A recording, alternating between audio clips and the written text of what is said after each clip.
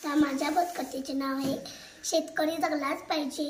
हरभऱ्याच्या शेतातून माकडांना हुसकवणारा माणूस मेला म्हणून माकडं आनंदाने नाचू लागली.